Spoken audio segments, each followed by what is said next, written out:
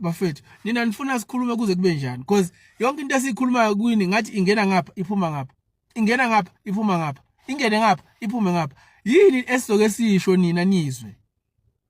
Do you think wena it's fair nje leyo nto leyo ukuthi you just want to find umsholozi guilty nje at any cost, whether it's fair or it's not fair, you just want to find him guilty nje, just like you did in 2021. Yonke into esikhulumayo thina ingena ngapha iphume ngapha. uBilly Downer ukhuluma ngaye wena ukuthi umsholozi is fighting ukuthi asuke iprosecutor yakhe or iprosecutor le case eAmsterdam ufuna uzumulela ukuthi asuke. Why ungakhulumi ngokuthi kungani uBilly Downer angasuki yena? uBilly Downer eSouth Africa yonke is the only prosecutor that can prosecute umsholozi. If kukuthi uBilly Downer akasekho yini ezomosheka?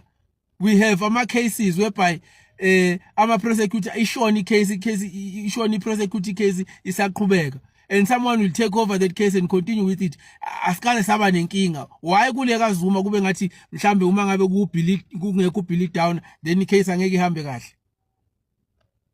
Okay, ake ngikubuze ke wena, let's say in your area you are accused of killing someone, you are charged of murder, and you know that in the past you were once charged for rape, knowing very well ukuthi you never raped that person, but they colluded with NPA to create a case against you, frivolous case.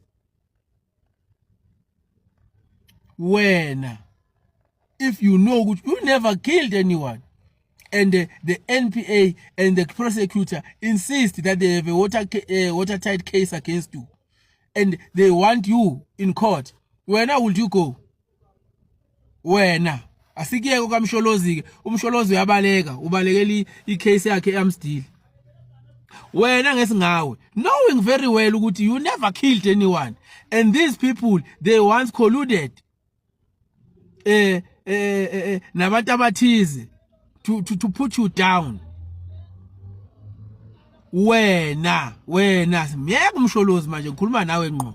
Wena ungavuma yini ukuye court wazi kahle ukuthi labantu laba bazokucindezela kuleyo court, bafuna nje ukuthi ube se court so that they find you guilty no matter what, whether there is ubufakazi or there is no bufakazi, they just want to find you guilty nje. That's why they want to so much a court. Wena would you go now? O nina nilabo abasakholela ukuthi South Africa amakhoti akhona a right, amakhoti akhona wekho corrupt, I judiciary nje independent? Are you one of those? Umsholozi does not believe so. That's why he's fighting ukuthi uBilly Downer akasuke kuleya case, because uBilly Downer has an agenda.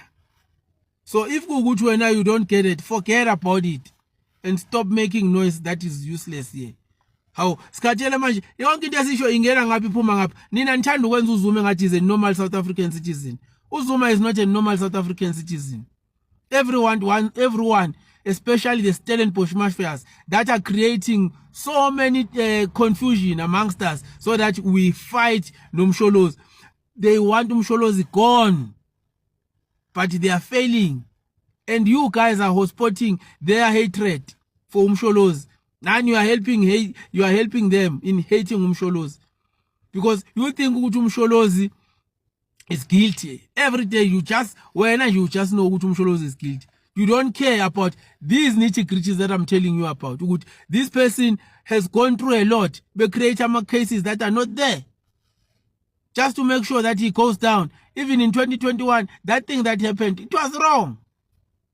But because Nina, you don't understand, then it's fine. It was right on your side. So kumele njalo sihlale sichaze into yodwa. Umsholozi is fighting because whatever that happened from 2005, if I'm not mistaken, was not right. People bahlangana ngaye, including wona leso Scorpion leso endilokhu ngikhuluma ngaso, bahlangana ngaye ngoba befuna ukumcindezela. How? So manje wena you think it's easy nje ukuthi umuntu owazi ukuthi yena akatreatwa njengawo wonke umuntu, awakhe ama rights ehlala ifuna ukucindezelwa njalo, ufuna ahamba ayoyitosa. Hayi kwahleni manje, kwahleni. Nama ngeke ngivume. Mhlawumbe wena ungavuma phela.